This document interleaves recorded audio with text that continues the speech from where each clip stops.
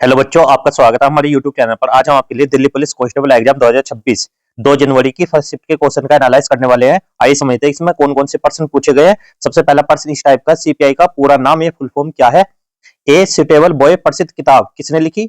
वर्तमान में इसरो का अध्यक्ष कौन है? गौर कांडमंथ नृत्य भारत के किस राज्य से संबंधित है? राष्ट्रपति को क्षमा देने की शक्ति कौन से आर्टिकल में है? वर्तमान समय में एमओईएस के चेयरमैन कौन है?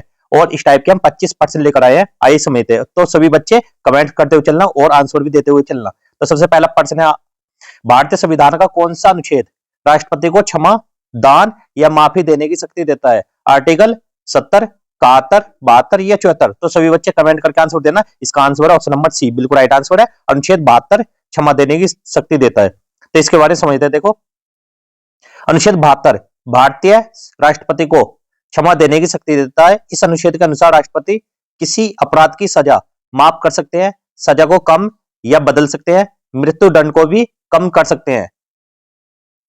यह शक्ति आमतौर पर केंद्र के मामलों या सैन्य अदालतों या मृत्यु दंड से जुड़े मामलों में प्रयोग की जाती है। इसलिए कहा जाता है कि राष्ट्रपति को क्षमा देने की शक्ति अनुच्छेद 72 के तहत मिलती है।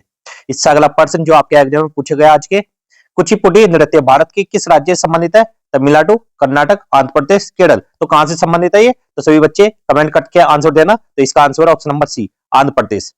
कुचिपुड़ी भारत का एक प्रसिद्ध शास्त्रीय नृत्य है। इसकी उत्पत्ति आंध्र प्रदेश में हुई। इसका नाम आंध्र प्रदेश के कुचिपुड़ी गांव से पड़ा। इस नृत्य में अभिनय, भाव और नृत्य तीनों का सुंदर मेल होता है। इससे आगे समझना इसके बारे में। पहले इसे केवल पुरुष कलाकार करते थे, इसलिए कहा जाता है कि कुचिपुड़ी नृत्य आंध्र प्रदेश राज्य से संबंधित है। इससे अगला प्रश्न जो पूछा गया, सीपीआई का पूरा नाम या फुल फॉर्म क्या है?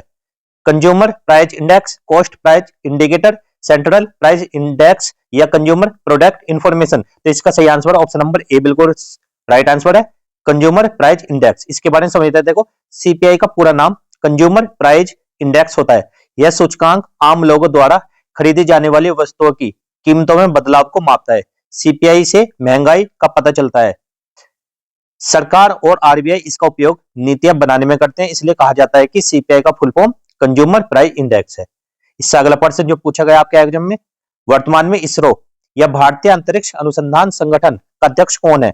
S Somnath, doctor V Narayan, के सिवान या विक्रम साराभाई? तो सही आंसर सभी बच्चे कमेंट करके आंसर देना। तो इसके सही आंसर है option number B, doctor V Narayan. ISRO Bharat की प्रमुख अंतरिक्ष एजेंसी है।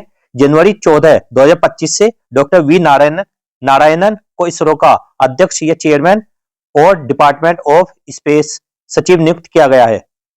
इससे आगे, वे पहले एलपीएससी के निदेशक थे और अब इसरो के प्रमुख बने हैं। इसलिए कहा जाता है कि इसरो के वर्तमान अध्यक्ष डॉक्टर वी नारायण हैं। इससे अगला प्रश्न है, ए सुटेबल बॉय नाम की प्रसिद्ध किताब किस लेखक ने लिखी? चेतन भगत, अरुंधति रॉय, विक्रम सेठ या सलमान रुश्दी? तो सभी बच्चे कमेंट करके आंसर देना। इसका सही आंसर है option number C, Vikram Seth. इसके बारे में समझते हैं। देखो, ए सुटेबल बॉय एक जाना माना अंग्रेजी उपन्यास है। इस किताब को विक्रम सेठ ने लिखी है। यह उपन्यास भारतीय समाज, परिवार और शादी से जुड़े विषयों पर आधारित है और इसे बहुत पसंद किया गया है। इसलिए सही उत्तर क्या? विक्रम सेठ। इससे अगला प्रश्न जो पूछा गया आपके एग्जाम में, वर्तमान समय में एमओईएस या मिनिस्ट्री ऑफ अर्थ साइंसेज के चेयरमैन या सचिव कौन है? Doctor S Somnath, doctor M Ravichandran, doctor K Kasturi Rangan, doctor V Narayanan? तो इसके सही आंसर है ऑप्शन नंबर बी, बिल्कुल सही आंसर है, डॉक्टर एम रविचंद्रन।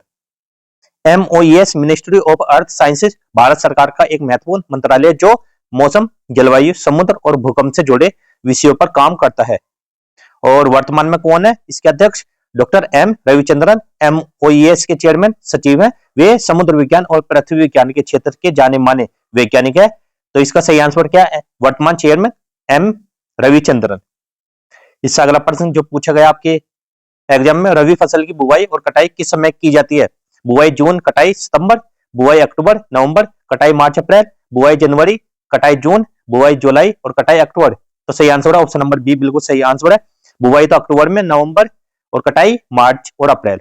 रवि फसल वे फसलें होती है जो सर्दी के मौसम में बोई जाती है और गर्मी की शुरुआत में काटी जाती है। रबी फसलों की बुआई आमतौर पर अक्टूबर से नवंबर के बीच होती है और कटाई मार्च से अप्रैल में की जाती है।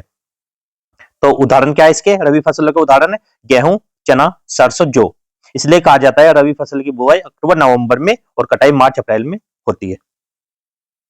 इससे अगला प्रश्न जो पूछा गया, पीएसयू का पूरा नाम या फुल फॉर्म क्या है? Public sector unit, private sector unit, public service union union public system utility. तो क्या option number a public sector unit. इसके बारे में समझते हैं। पीएसयू का पूरा नाम पब्लिक सेक्टर यूनिट होता है। ये वे कंपनियां या संस्थाएं होती है जिनमें सरकार की जिम्मेदारी होती है, जैसे ओएनजीसी या बीएचईएल या एनटीपीसी आदि। इसलिए कहा जाता है कि पीएसयू की full form public sector unit है। इससे अगला प्रश्न है, द्वितीय गोलमेज सम्मेलन किस वर्ष आयोजित किया गया? 1929, 1930, 1931, 1932। ये किया गया ऑप्शन नंबर सी 1931 में। इसके बारे में समझते हैं। गोलमेज सम्मेलन ब्रिटिश सरकार द्वारा भारत के संवैधानिक सुधारों पर चर्चा के लिए आयोजित किए गए थे। द्वितीय गोलमेज सम्मेलन वर्ष 1931 में आयोजित हुआ। यह सम्मेलन लंदन में हुआ। इसमें महात्मा गांधी ने भारतीय राष्ट्रीय कांग्रेस का प्रतिनिधित्व किया। यह सम्मेलन गांधी इरविन समझौते के बाद हुआ। तो गांधी इरविन समझौते के बाद हुआ ये, इसलिए कहा जाता है कि द्वितीय गोलमेज सम्मेलन 1931 में आयोजित किया गया था। इससे अगला प्रश्न है, भारत की आजादी से जुड़ी प्रसिद्ध पुस्तक इंडिया विंस फ्रीडम को किसने लिखा? जवाहरलाल नेहरू, महात्मा गांधी, मौलाना अबुल कलाम आजाद या सरदार वल्लभ भाई पटेल। तो ये लिखा option number C Maulana Abul Kalam Azad. अब इनके बारे में समझते हैं। इंडिया विंस फ्रीडम एक ऐसी किताब है जिसमें भारत के स्वतंत्रता आंदोलन की कहानी बताई गई है।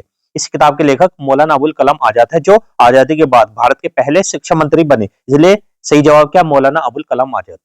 इससे अगला प्रश्न जो पूछा गया आपके एग्जाम में, राजस्थान राज्य की सबसे ऊंची पर्वत चोटी कौन सी है और उसकी लंबाई कितनी है?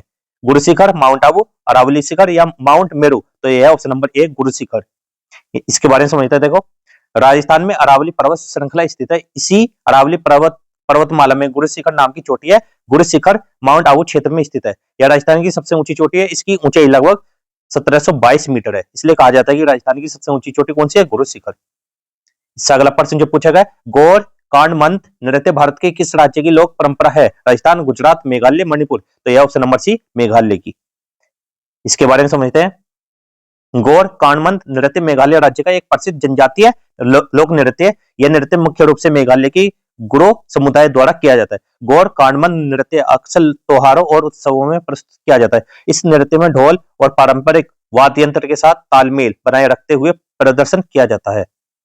इससे आगे, यह नृत्य और उनके सामाजिक और सांस्कृतिक जीवन को दर्शाता है। इसलिए कहा जाता है कि गौर कांडमंथ नृत्य मेघालय राज्य से संबंधित है। इससे अगला प्रश्न, नीति आयोग का अध्यक्ष या वर्तमान में कौन है? राष्ट्रपति, उपाध्यक्ष या प्रधानमंत्री? नीति आयोग के सीईओ। तो कौन होते हैं? ऑप्शन नंबर सी प्रधानमंत्री। नीति आयोग भारत सरकार का एक प्रमुख नीति निर्धारण संस्थान है। इस आयोग का अध्यक्ष चेयरमैन कोई अलग नियुक्ति व्यक्ति नहीं होता, बल्कि भारत के प्रधानमंत्री होते हैं। यह इसलिए होता है ताकि देश की नीति और विकास योजनाओं को सबसे ऊंची राजनीतिक और प्रशासनिक नेतृत्व से दिशा मिले। इसलिए कहा जाता है कि नीति आयोग के वर्तमान अध्यक्ष कौन है? प्रधानमंत्री। इससे अगला प्रश्न है, द शैडो लाइन्स नाम का उपन्यास किस लेखक ने लिखा? सलमान रुश्दी, अरुंधति रॉय, अमिताभ घोष या कामला मार्कंडे। तो यह ऑप्शन नंबर सी बिल्कुल राइट आंसर है, Amitabh Ghosh. The shadow lines एक प्रसिद्ध अंग्रेजी उपन्यास है। इसे अमिताभ घोष ने लिखा है। इस उपन्यास में परिवार, इतिहास और सीमाओं के बीच संबंधों को दिखाया गया है। यह किताब पाठकों और सामाजिक राजनीतिक घटनाओं के प्रभाव को समझने में मदद करती है। इससे अगला प्रश्न है, एमएस वर्ड क्या है? एक वेब ब्राउजर, एक टेक्स्ट एडिटिंग सॉफ्टवेयर, एक ऑपरेटिंग सिस्टम, एक गेम। तो यह ऑप्शन नंबर बी, एक टेक्स्ट एडिटिंग सॉफ्टवेयर। इसमें क्या है? एमएस वर्ड माइक्रोसॉफ्ट का एक प्रोग्राम है। इसे डॉक्यूमेंट्स लिखने और एडिट करने के लिए उपयोग किया जाता है। इसमें आप टेक्स्ट लिख सकते हैं, फॉर्मेट कर सकते हैं, इमेज जोड़ सकते हैं और टेबल भी बना सकते हैं। यह ऑफिस सूट का हिस्सा है, इसलिए कहा जाता है एमएस वर्ड एक टेक्स्ट एडिटिंग सॉफ्टवेयर है।